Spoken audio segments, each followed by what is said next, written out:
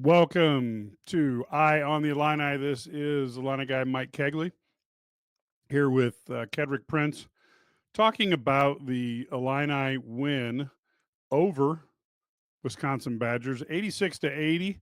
Ked, you were up close and personal there. Any impressions of this Illini team as you're sitting in press row? Yeah, I saw a lot of NBA scouts here tonight. Number one, Brad Sturdy and I did talk to one of them. Um, it's a lot different when you see it up close at the games at press row than what you see on TV. You tonight, I heard a lot of calls and fouls that didn't get called, and uh, it's different. It really is different. I tweeted one tweet. The Marez Johnson went up for a dunk.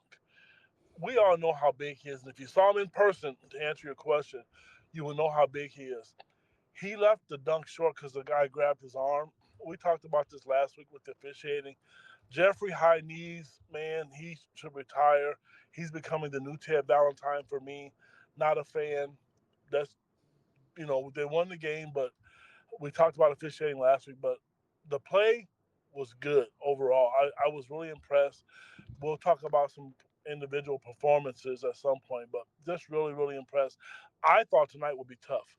I thought they would have a tough time winning tonight, and I thought they'd pull out Saturday, but they needed this win. You got to protect home court. Yeah, I got to be honest with you.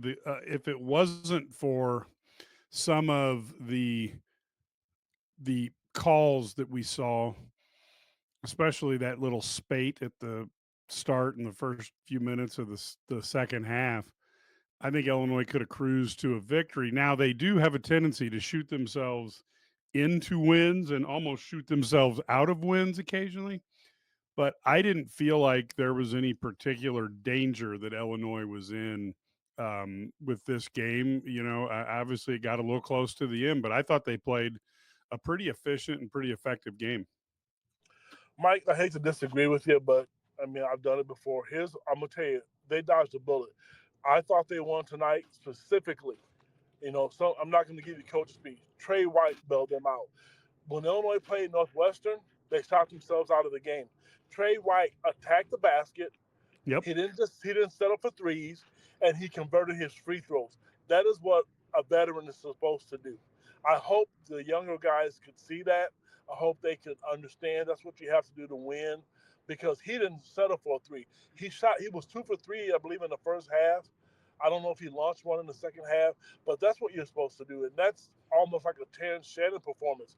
Get to the rim, take advantage of your mismatch. It was kind of like a little booty ball, to be honest with you, and score. He got Blackwell in foul trouble.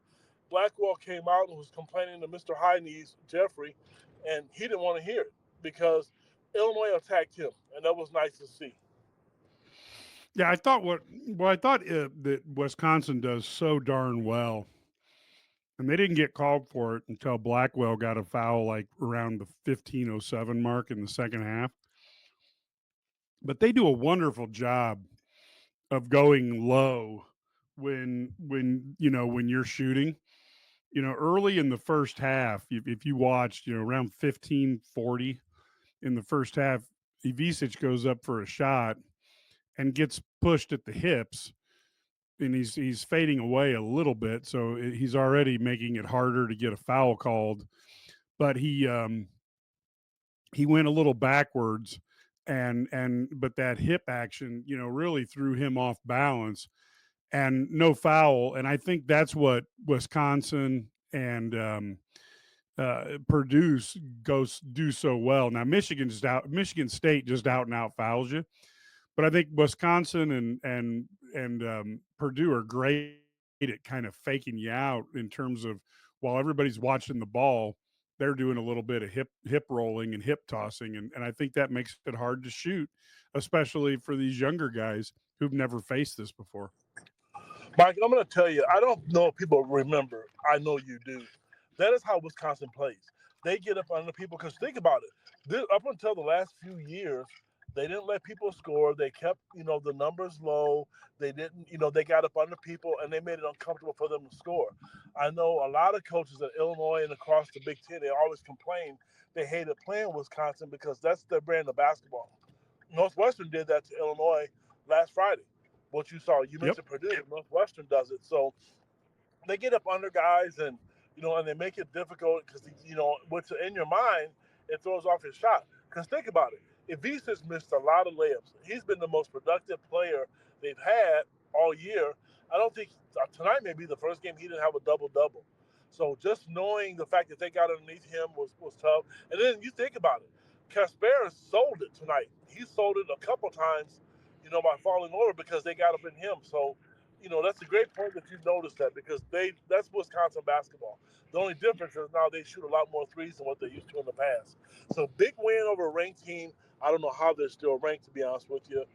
Coming off the two losses, but it's whatever. It looks good on the resume because they beat a ranked team. Yeah, I agree. And and this early in the basketball season, I just don't count any of these ranked. I mean, half the teams that are ranked, you're like, ah, do they really need to be ranked? And then there's a bunch of teams like Illinois that are going to end up ranked at the end of the year. It's tough. And then, of course, Michigan lost to Arkansas tonight in a game where they saw a lead evaporate, but makes you feel good about where the Illini are when you see Michigan struggling with Arkansas and Illinois had such a good game with them. Um, One of the things that somebody made mention is he thought that the toughness looked better in the last 4 minutes of the game.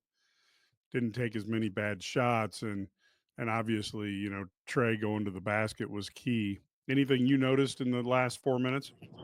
Yes, Trey White and another guy. Let's give kudos to Kylan Boswell, who made his free throws. He was a 65% free throw shooter, I think, coming into the game. I'm thinking today, and I tweeted this. When they played Northwestern last week, they had a 10-point lead and let it evaporate. Guys missing layups, guys missing free throws. That's how you close games. I can't tell you how many different people, whether it was an AP press and all the people at press roll, maybe six of them said the same thing. If this team ever can figure it out and they can get everybody clicking at the same time, they're going to be a tough out March. Just tonight, again, you got Ben Rickhouse who struggled a little bit. He didn't give you much offensively, and it was a very subpar performance offensively from Ibisevic. So I just think right now, Mike, they're starting to figure out their roles, and I got to come clean and be honest with you.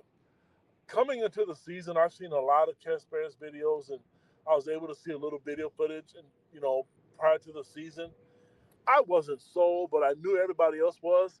Shame on you, Mr. Prince, because I'm gonna tell you, that kid is good, and if he can ever figure out how to value that basketball, I've seen at least 8 different mock drafts in the last 4 days, and he's in everybody's top 8. He's great in pick and roll, and that's what they do in the NBA. And if he can shoot jump shots like that and make passes like he made one to Ibisevic today, that's why all those scouts were there tonight. That kid is going to be really good, and it's a feather in Illinois' cap because they recruited him.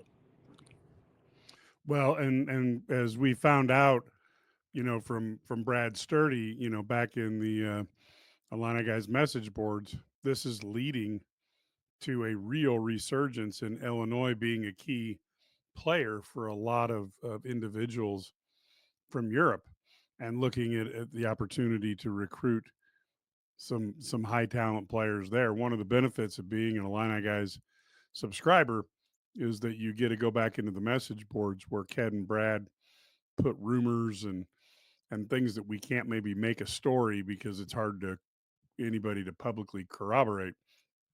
But we got a pretty good idea of some of the inner workings, and Illinois is becoming a place that everybody looks at. And if KJ ends up being a one and done, I think that will help both on the high school and the European and to be honest with you, even in the transfer portal. I think don't you think the one and done would really help Illinois? That is one of the feathers in Brad Underwood's cap. Everybody has uh, a piece of the pie that they want to accomplish. Brad Underwood has accomplished a lot of them. Went first get Illinois to make them respectable, to win championships. He won a Big Ten title. He won a Big Ten tournament title. He wants to get to the Final Four. He was close to the Final Eight. The next thing he wants is, and he's got two guys in the NBA. He's produced more Big Ten, all Big Ten players than anybody in the conference because they've had one or two each year. So having said that, Mike, one of the things he's missing is the one and done. And he has two guys with Will Riley and Cusparis who could possibly do that. So that's another piece of the pie that he wants to add, to his resume. And it does. One of the reasons you talk about subscribing to our site, it's a great time and it's a good gift for a holiday for a friend or family because they had a recruit on campus tonight. I'm not even going to say his name, even if you know it. I had a chance to talk to his father and his mother and the kid himself which way he's kind of leaning and what dad is thinking. You know how you find out what was said and what he said to me? Go to our message boards. Yeah, and now I want to go to the message board, and now, now I want to know what's going on. Yeah, that's one of the benefits of being a Illini Guys subscriber. Ked's been doing this for a lot of years, and people don't always realize, but he's also has a AAU organization, so he's known throughout the country for what he does in that side of the stuff, let alone, being a guy who covers recruiting just as a basketball coach. And so that gets you a lot of bridges that are open to you to try to talk to people, which is really cool. And of course, obviously, Brad Sturdy's been covering recruiting for 20 years and practically one of the original Rivals guys from way, way, way, way, way, way back in the day. So that gives a big opportunity. I want to tell you a couple people that jumped out to me.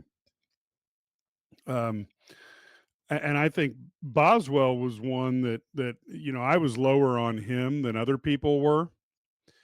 But holy cow, kid! I mean, you talk about really good defense, constantly guarding the top guard threat on the other team, and really doing quite a number on them and making. You're not going to hold a guy scoreless, but you can make him. Well, I guess he's done that too, but you can make them really work where they're just less productive and they're having to work so much on offense that it sometimes even frustrates their defense. But I thought he really played excellent defense today, and his sense of timing, 4 rebounds, 6 assists, 7 for 7 from the free throw line, 19 points. Um, boy, I thought that was about as good a game as we've seen in a while. When you look at the defense and the offense together with him. I'm going to tell you, an individual performance, impressive. When you asked me earlier in the show, I forgot, and I apologize to the people listening. If anything stood out to me, I don't know if everybody's played basketball before, if you played it at a high level, but that kid has to have blisters underneath his feet because he guards. Everybody was worried about who's going to be the next on ball defender because they talked about Terrence Shannon. If you saw Kylan Boswell play defense in person, that kid has to have tape all over his feet because he is constantly burning up those Nike shoes that sponsors Illinois because he guards, and that's impressive. He has gotten better. I don't know if any Arizona fans are listening to this podcast. The best thing for him was to come to Illinois because now you're seeing him be the real Kylan Boswell. He's flourishing in this system. He's no longer looking to be just a part of the team. He's looking to be a leader.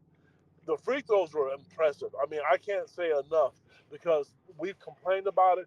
He was clutched down the stretch.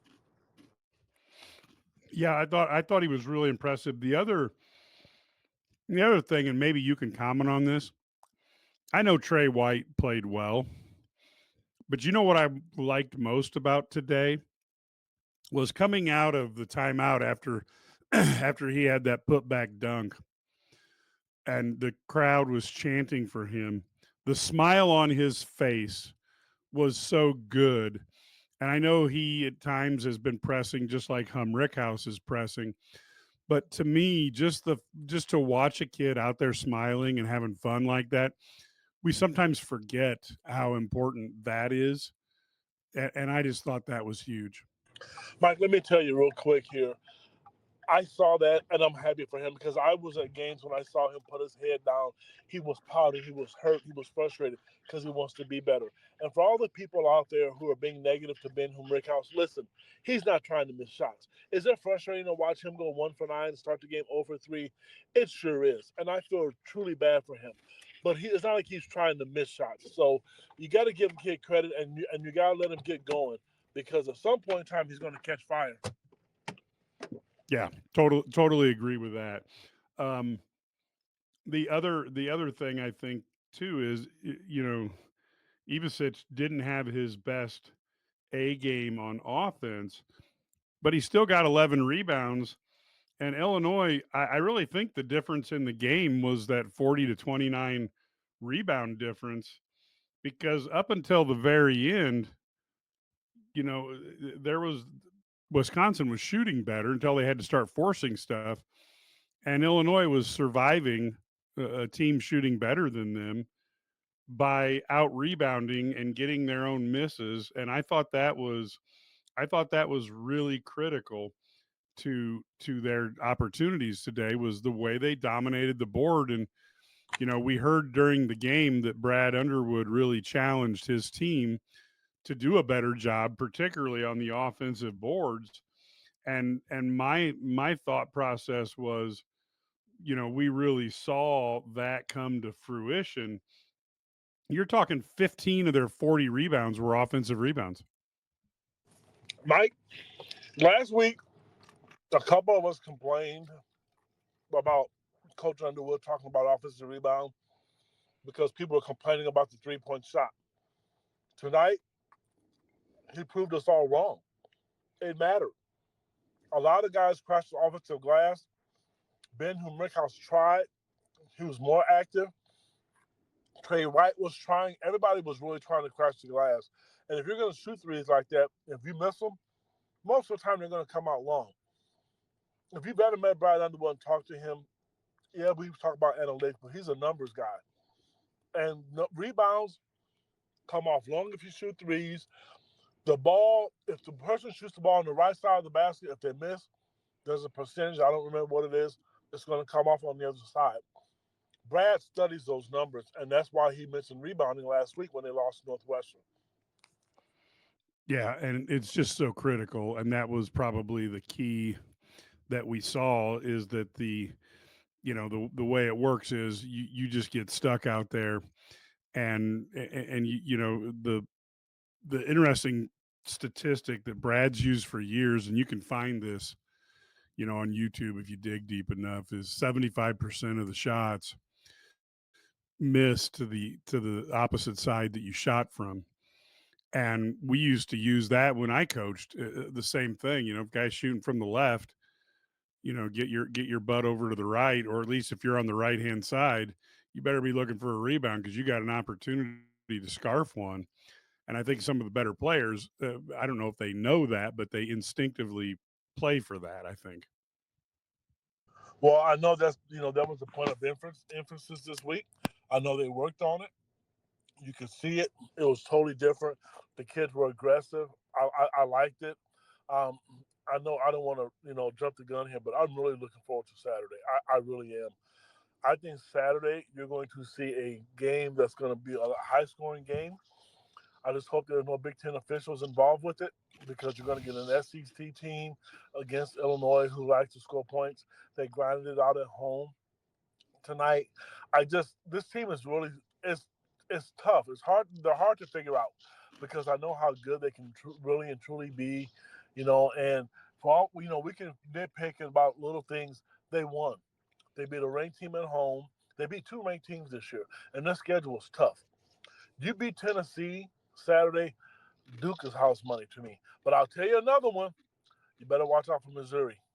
That's not going to be the same Missouri team that you played last year. So there's going to be another opportunity for them to get a great win on their resume because um, Missouri is building something down there. Illinois has the players and the style of play where they can play with a lot of people. They can go big. They can go small. Their defense, there's a couple spots that I'm concerned about defensively. I have to be honest with you because there are times when you get a lead, it can't just be Kylan Boswell. I think Trey White is good enough to guard. I think Draymond Gill's Longhorn is good enough to guard. You got to get stops, and that's why I think at the end of the game you saw Coach Underwood go offense to defense with Draymond and with Ben. Yeah, and I'll be honest with you. I think Morez. I'm sorry, and I know you and I are big fans of Morez, but he had. I thought he had some really good plays. 12 minutes left in the first half. Blackwell comes down, and Morez kind of stops him and forces a turnover because Blackwell just didn't anticipate Morez being there. And then I thought in the second half, around 8 minutes, 15 seconds left, somewhere around there. And I was just bizarre, Robbie Hummel, but basically Klinsman had a open three, and Morez came at him so hard that Klinsman, I think it was an air ball or darn close to just a hit the bankboard shot, because I think he thought Morez was going to truck him, but that helped defense that Morez, folks, if you're watching these games, you got to watch when Morez comes and helps from the weak side. He had one play where he helped out on two different people when I should have wrote down, but when one Wisconsin guy had the ball and Morez came to help and he passed, and then Morez pivoted back and and actually helped on the guy that the pass went to. And I There was think one. Oh, that I'm sorry. is Go ahead, really Mike. important. No, go ahead. That's just really important to watch those little things, because that's how you win a basketball game. Well, you talk about being at the game close up. I can't say because this is PG, but there was one time Brad Underwood, Marez had a block and he didn't block it, and Coach Underwood screamed, and it was a lot of explicit lyrics. I mean, words I can't say, but he knew there was a time where Marez could have blocked that shot all the way to Memorial Stadium, and he didn't do it. So, but you're right, we're a big fan of his, and that's another guy. He looks big on TV, but damn, when you see him in person, Mike, I remember when we saw him, he was in ninth and 10th grade. That dude is huge, man. He is a Yeah. big specimen and is strong. I mean, somebody made the comment that he's raw offensively. I don't think he's raw offensively. I just, they don't get the ball to him in spots where he can score. This offense, he's not going to be a shooter, but there are times where he can get the ball and get putbacks, and if teams make a mistake and switch, there's times where you can utilize him. I was glad to see him play tonight more. I'd like to see another 5 to 6 minutes from Draven, but I'm really happy for Trey White, like you mentioned. I really am. And when the ball starts going for Ben Humrickhouse, look out, because I'm gonna tell you. I know people are mad. I've seen people tweet why Brad's still playing and why is he still going. And here's the deal: Brad is a player's coach, and I was a shooter, and you got to let him go. And the only way they get better is to shoot their way out of it. That's it. I'm sorry. I know people don't like it.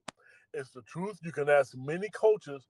Most of the successful coaches will tell you if you got kids can shoot, you let them go. Because if you think he's going to shoot this way all season, you're kidding yourself. He didn't do that against Arkansas. So, there's going to be games where he makes shots. And I think when he gets going, with the Beasts playing the way he's playing, the Conspirators and Kylan now taking over, hopefully Trey White, this will trickle down. This will be the team. And then the bench. I really, really think this bench is going to play dividends for them too. Yeah, I think this was an interesting case study for the Illini, because Rickhouse didn't shoot well tonight. Ivisic didn't shoot well tonight. And to be honest, Will Riley played within himself a little more, and so he didn't score as many, but he also didn't. I think he had 1 3 that I thought was questionable, but other than that, I thought his shot selection was pretty good. So you've got opportunities for guys who've proven they could score to score more points, and when Kylan and Trey and Kasparis are all playing well, this is a tough team, but you could get 2 or 3 more guys that are really contributing. And I think that's something that we forget about this this team. The way Underwood put it together is designed to have everybody be able to score. I'm really curious to see what Greg Gard had to say about Illinois tonight. I really am, and to talk to a couple of scouts, because I know there was a couple of times when Kasparis hit shots, and you could see, TV may not show it, you could see Greg Gard just grimace. I mean, you could tell what Brad is doing. He's showing the rest of the country in the Big Ten where to go get basketball players. I can tell you, at some point in time, you're going to start to see other kids, other coaches go overseas to get some of these players. Yeah, well, Illinois needs first pick, so Oh, that of that's course. that's that's you know they can do whatever they want, but let's make sure Illinois gets that first pick so we don't have to worry about that. Um, Well, Mike, they have Orlando Antigua, and I'm telling you, talking to the recruit that was there tonight, that is why that guy is on campus. This kid who's on campus tonight, I'll tell you his first name. You can look up the rest. Alexander. They are there because of Orlando Antigua. Say what you want, think what you want. O is what we call him on the message board. He is a masterful recruiter, and he knows how to sell the university, and he does a remarkable job with it. Like I said, during the game, in all my years of covering and doing interviews and talking to recruits, this is the first parent who texts me on a recruiting visit during the whole game. The whole game, we text, and that tells you where Illinois is and how this dad is in love with Illinois. They love when the stadium started rocking, and the shots were falling and the fans, and it's just a great situation right now. Illinois basketball program is the whole athletic program is in a good spot right now. yeah, I totally agree with that. And again, I think one of the things for anybody who's never met Coach O, and I've met him one time for an evening, and I will say that he has a superpower that you see out of very few people, which is when you talk to him, he is able to have this infectious enthusiasm that makes you think that he got up that morning just to talk to you. And I can see where if you were a recruit with that superpower, he would be really quite formidable in terms of being a recruiter out there because that personality is just natural, and there are not many people who could do that. If he wasn't a basketball coach, he'd be in sales somewhere. Oh, without a doubt. And I'll tell you what, I mean, I want to comment on the Draymond Gibbs Longhorn part. The person who saw that. That is Yep. tough. I give him credit. It's hard for him. This kid was used to playing a lot of minutes, and his minutes have dwindled. He's the kid I'm pulling for. I mean, you can tell by all the podcasts that I do. He's the kid that I really want to see get more playing time, because I think he can help them offensively, and I know he can help them defensively as well. And Taterhead, you're exactly right. He plays hard. Yeah, and I do think that's what we like to see. Um, when somebody has that effort level, I think that is huge, and so hopefully we can get opportunities for him to get more time, out there as well. Ked, the other thing is when you look at Jacusiones, what do you think of? I mean, I really thought there was a couple times where I thought his defense was more impressive than his offense, and his offense was pretty darn good. But there was particularly, I don't know, in the first half, 6 minutes or so left. And he went up to try to block somebody's shot, kind of went for the fake, which he and Rickhouse tend to do right now. But yet when the guy faked, Kasparis got gathered himself and came back and got a hand up. He managed to get a hand up and make them miss on a shot that if he hadn't tried would have been a nice open look three. Well, when I was talking earlier about defense, he has gotten better. He's the one guy I want to see get really. I was going to be bad English. I really want to see improve. Excuse me. I want to see him improve because I thought there were times when Wisconsin kind of took it to him a little bit because I think they know he needs work, but he's gotten better. But he's the guy that I want to see play defense like uh, Kylan, because when you get both your guards guarding like that, it makes it tough. It makes you cut the head of the snake off, and when they switch, you don't lose much. So has he gotten better? Of course, and I'm happy for him. But at the same time, He really needs to work on that part of his game. Again, I was wrong about him, period.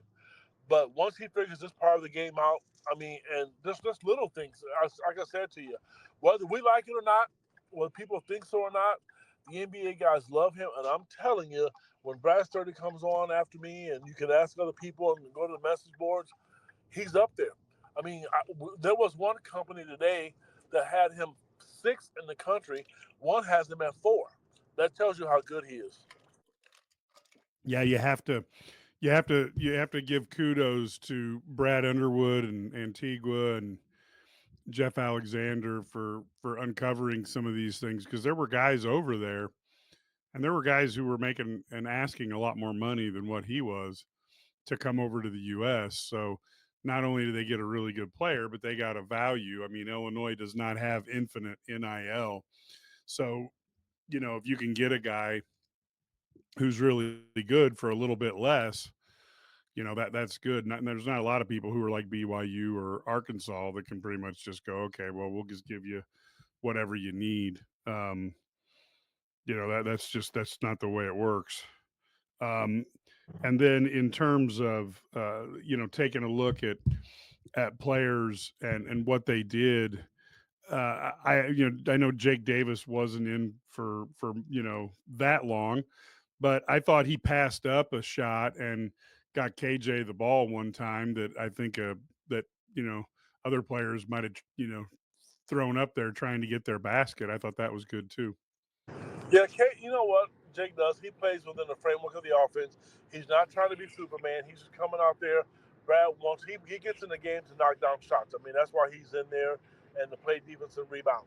I think he's a good guy to offset Ben right now because I mean he's not as tall as Ben. He's probably 6'5", 6'6".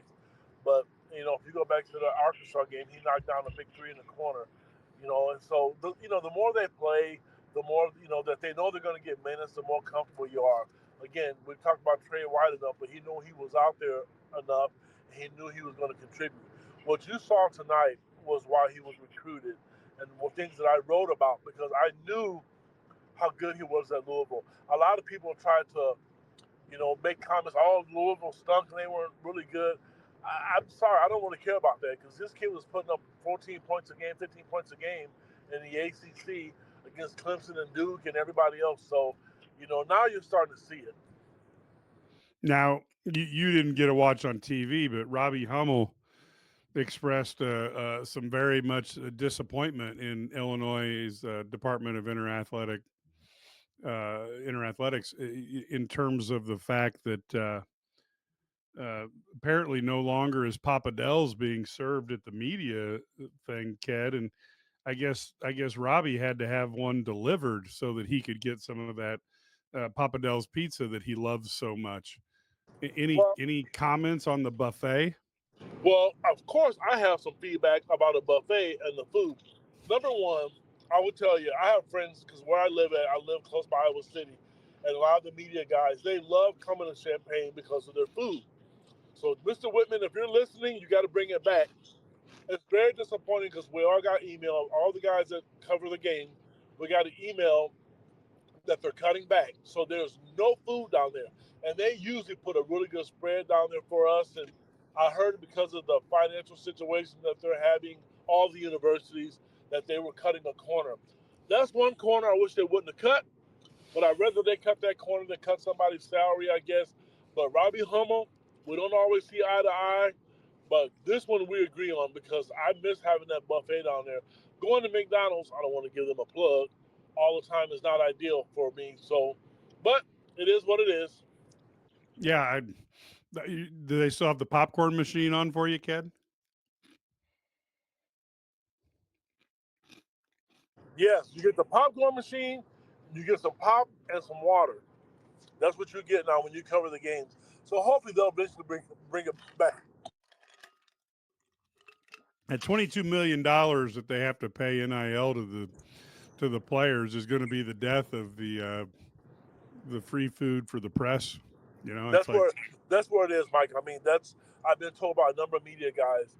That's the part of where they have to cut corners, and I understand it. I mean, if they did it for football games, there'd really be some mad people because There's tons of people who cover the football games. Basketball, there's not as many, but it does stink. I have to admit. And there's a lot of guys. Deion Thomas is another guy who's kind of missing it. We've talked about it, but got to eat before and eat afterwards. I guess we were spoiled. Yeah, because you know me, I would go eat before we got to the game anyway.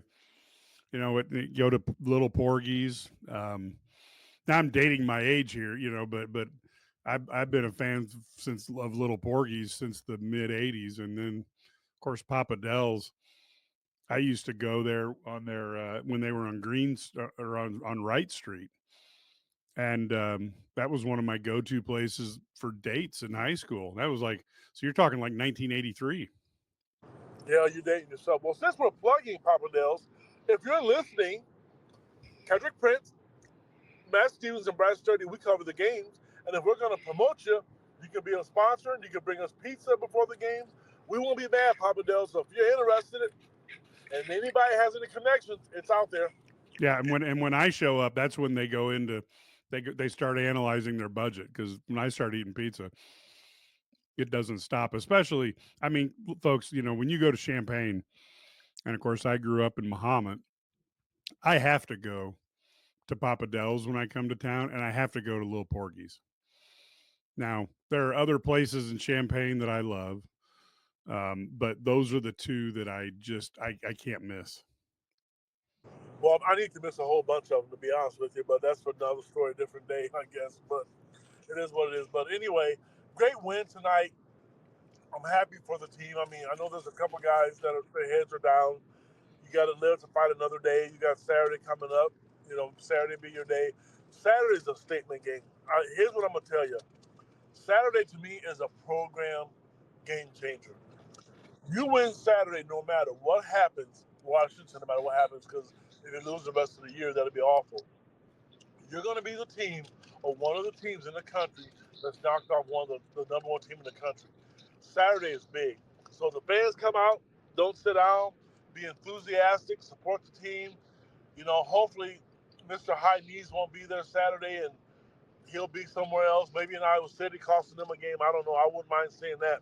But honestly, Saturday is a statement game. I mean, that's for me. I don't know how everyone else feels about it. You got to win Saturday, and it'll be one hell of a Christmas for a holiday season for a lot of people. Yes, and that would be, of course, that's Saturday, 4:30 p.m. on Fox. That will be a heck of a game as we are looking at really, like you said, a statement game for the Illini. I don't know if they can win it, but boy, it would be a fantastic one. And of course, we're right about what are we? We're darn near 20 years away from. I guess it was just a week or two ago when Wake Forest got beat by Illinois and That Chris. was the loudest I've ever. There was a Michigan State game once, but that Wake Forest game, I'll be honest with you, I could feel my heart pounding in my chest. It was loud. Never have I seen it that loud before, Mike. And you're right, it's been a long time, and it's going to be a tough game. But here's the deal: Illinois owes Tennessee. They went down to Tennessee last year and got beat. Tennessee protected their home court. Return the favor and do the same thing. Yeah, it'd be nice to beat at Tennessee and then beat Missouri and then turn around and beat South Carolina in football and go 3-0 against the SEC would be a nice that would be nice for recruiting in both sports. Well, they already have a win against Arkansas, so I mean, and that's already so that's a start. And I'm looking at that. That's why I like all the SEC games because this is going to matter. I hate seeing all the Big Ten schools lose to SEC schools, but I really want to see them take care of business because that way, when the seasons come out in March, that won't go against them. Well, the Saint Dominic needs to use his rosary then if he doesn't have his hopes up for the Tennessee game. Start praying now. Got a few days to get in some good prayers. Maybe that'll be what Illinois needs to turn the corner on this one. I'm feeling pretty confident. I could be wrong, but I'm never like that. I'm one of the most negative bullies there is. You know what? When Illinois played Northwestern, I was the only guy who picked Northwestern. Sorry, Brett Bielema. This Saturday, I think they're winning. Yeah, well, that's good because apparently they looked good today, according to Taterhead. So we'll hope that they don't look good or Illinois looks better come Saturday. Any news, anything that you can divulge on the football side of things? Anything going on there that is interesting? I was told there was some recruits on campus. Didn't get any names because I was doing the basketball thing, and I heard there was some recruits on campus tonight. There was some, and Matt Stevens, I believe, wrote a nice piece for the Illini guys. I don't know if it's on our site yet. It will be about how they're going to attack the transfer portal. Um, Winning those 9 games is really good for Illinois and for Ben Bielema. So I'm going to do some research on my way home. I just got to make sure I stay awake for this 3-hour ride home, and then hopefully on the board I can find out who some of those players were, and I can contact them and find out their interest level with Illinois. Yeah, because I do think Illinois.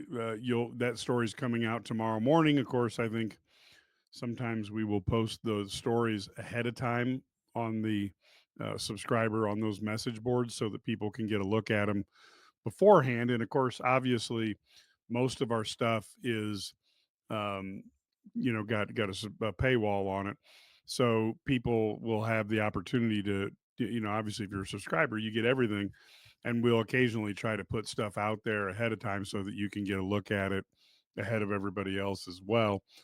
But that message board, it certainly intrigued me. Matt looked at their 4 position groups that Illinois is looking to get, and so that is very interesting.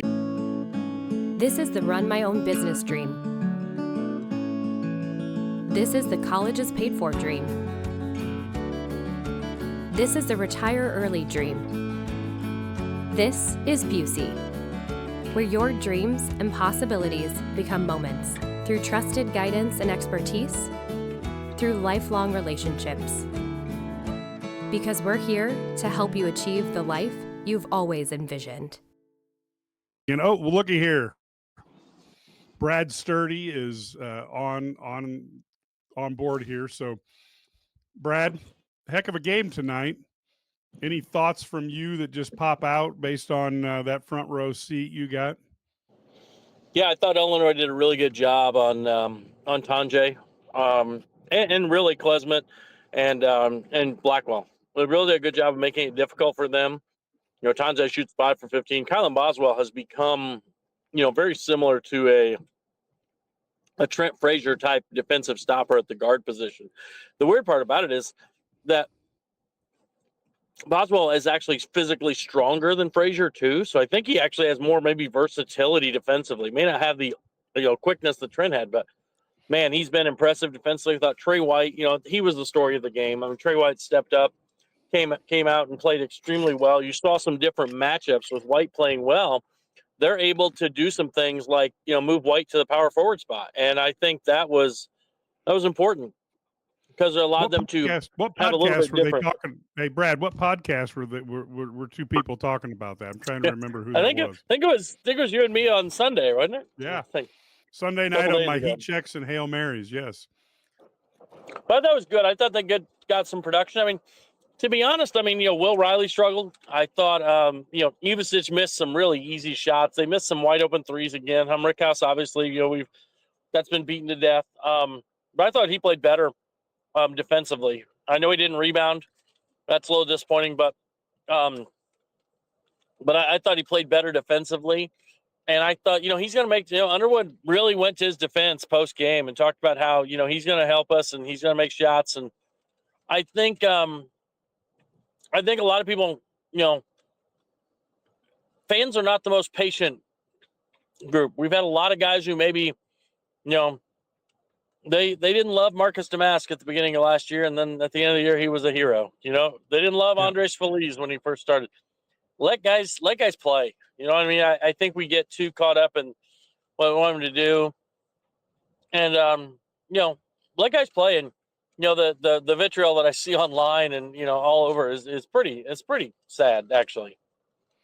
Yeah, the challenge obviously is people, that impatient, and of course we've now got at times a society that is just a bunch of old guys commenting on all the things wrong that other people do. It's not hard for us to criticize when we're sitting here as opposed to the guys out on the court who got to make these things happen when you have another team that's trying to stop you from doing that. I thought it was really interesting how Tanjay and Stephen Crowell and Kamari McGee, well, all three of those guys were negative double digits on the plus minus tonight. And Crowell, at his size, didn't manage to have one rebound. I thought that was indicative of good effort by the Illini.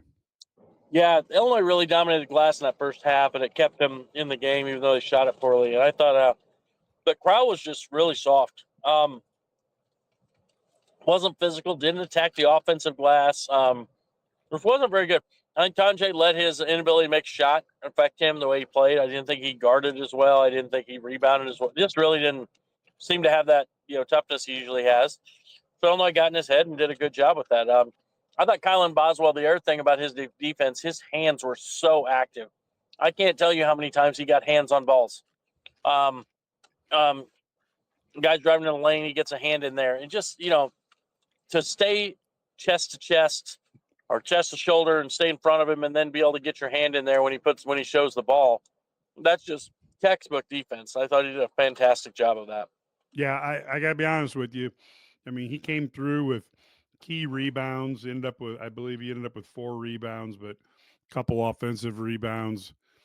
He had 6 assists, 7 for 7 from the free throw line, 5 for 11 from the field. I really thought this is the Kylan Boswell that you and my son Connor have been high on, and I got to be truthful. I was not as high on him, but man, if he plays like that, like you said, he's going to be an Illini fan favorite.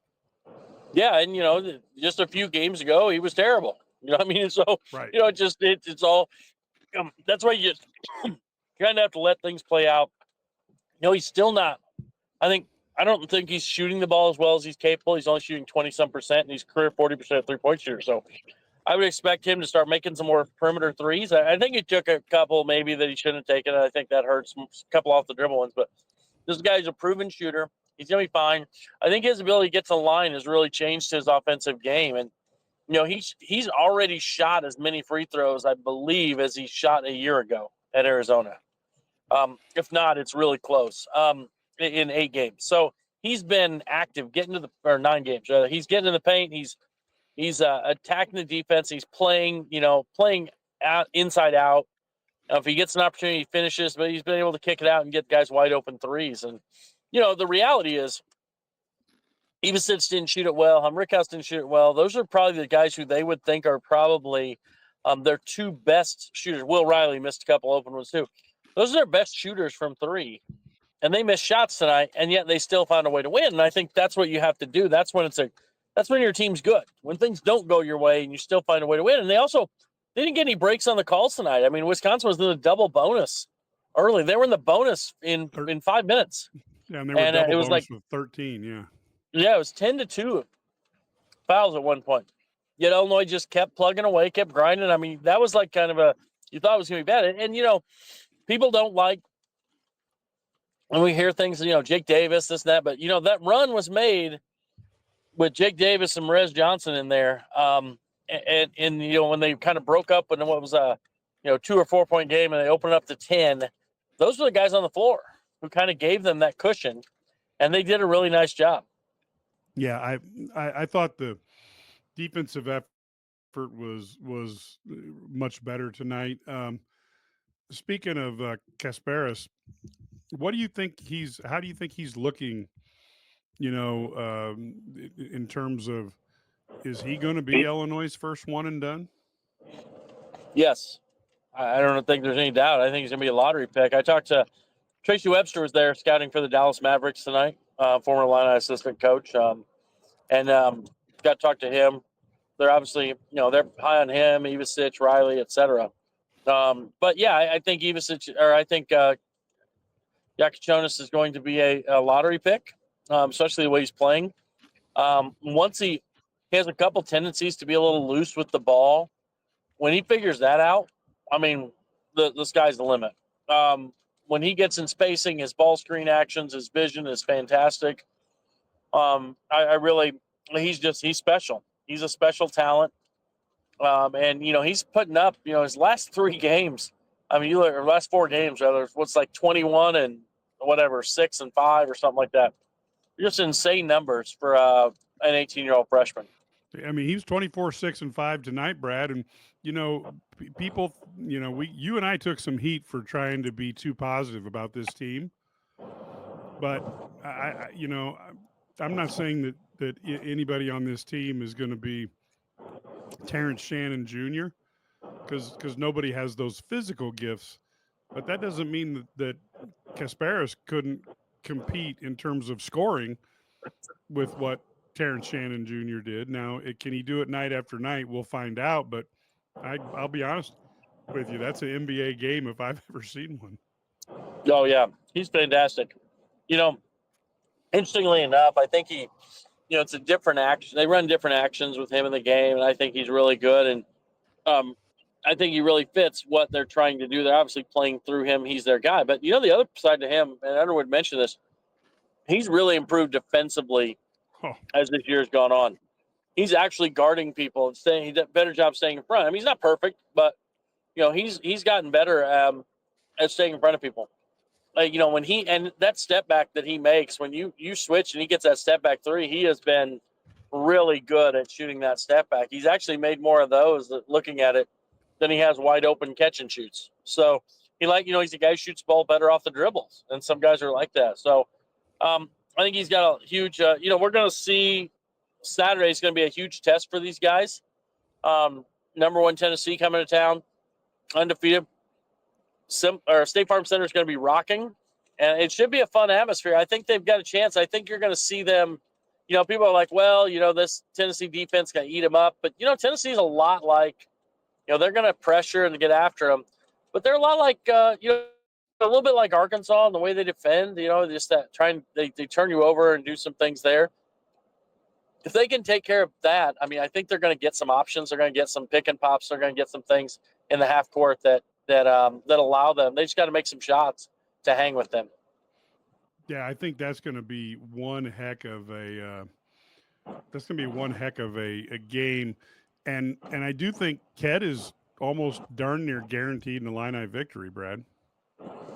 Well, hey, he picked us to lose tonight, though. Remember he said that? He forgot to tell us that part. Yeah, he said they're going to beat Tennessee, lose Wisconsin. And what did I say? Wisconsin, they're going to beat Wisconsin, guaranteed.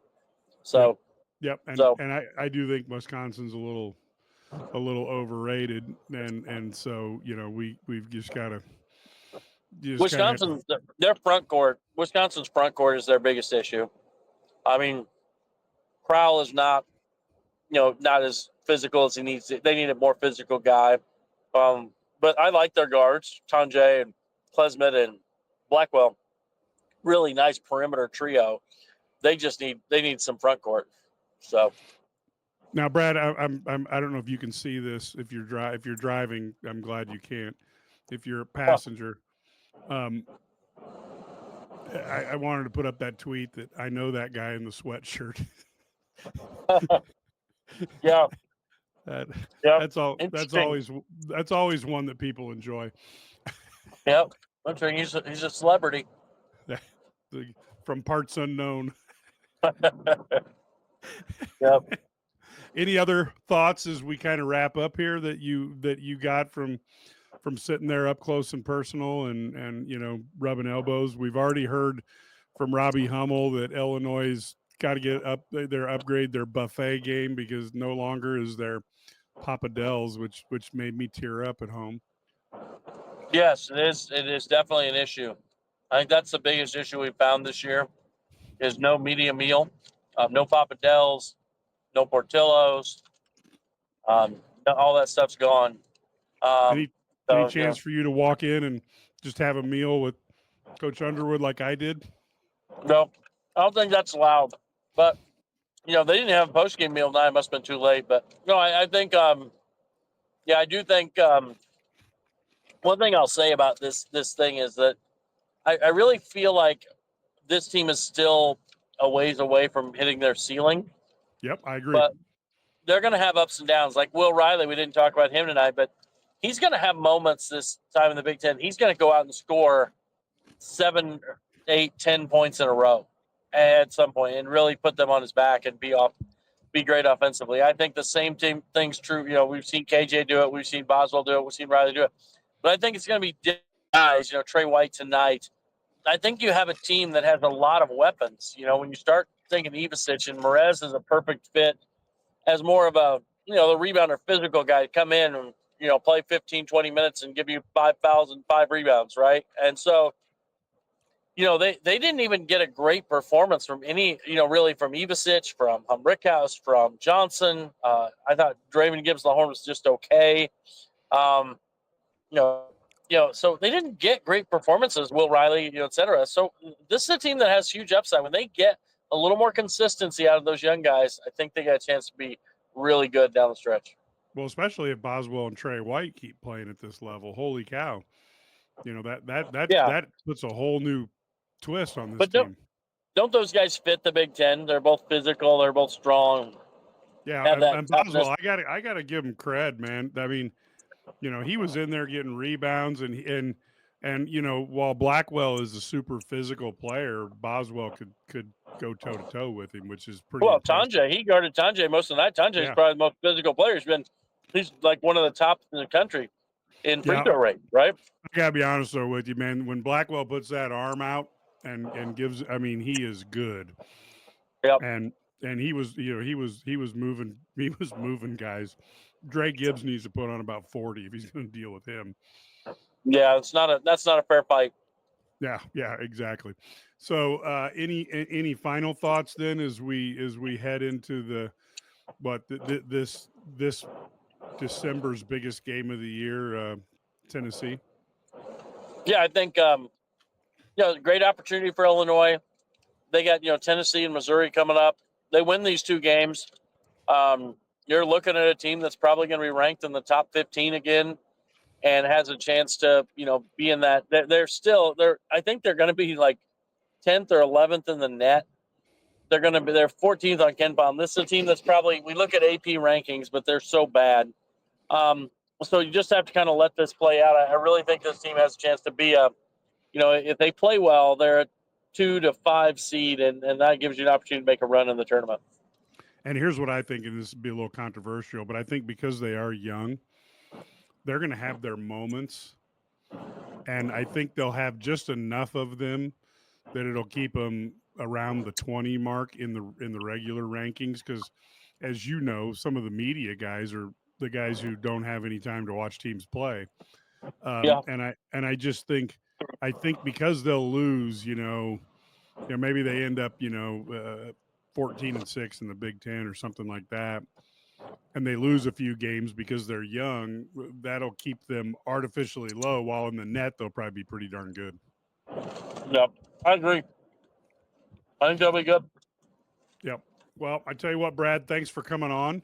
Folks, we really appreciate you being here. And of course, the bottom line is, when you heard Ked talk about what we have at IlliniGuys, we would love to have folks go ahead and subscribe. $99 a year, great deal. And the key thing is you get that message board, and you get all the stories without being blocked by the paywall. And on the message board, many times we put stories ahead of time, so you can grab those there. But it's really a perfect time of the year. If you have an Illini fan friend, it's a great gift to get them. Or if you have people who are saying, what can you get me for Christmas? You can say, I'd love to be a subscriber to IlliniGuys.com. And of course, if you guys missed it, my Heat Checks and Hail Marys podcast that I do every Sunday night, Brad came on and we had some freewheeling discussions about a lot of things, a lot of Illinois stuff, but a lot of Big Ten and CFP. So there was some fun in that. If you want to go ahead, you can get that on either IlliniGuys.com. on the front page. You can get a copy of either the video or the audio, or you can go to your podcast distributor and get it automatically, so you don't have to do any work to be able to watch it or listen to it. But with that, folks, thank you so much for listening. We will be back on Saturday night after the game. We will be live. It should be a ton of fun. The Illini have a heck of a challenge. Not very often that you get to play the number one team in the country and they're on your floor. And maybe we'll see a little bit of a performance where the Illini can knock off a number one ranked team. It would be a lot of fun for all of us. Until Saturday, folks, go Illini.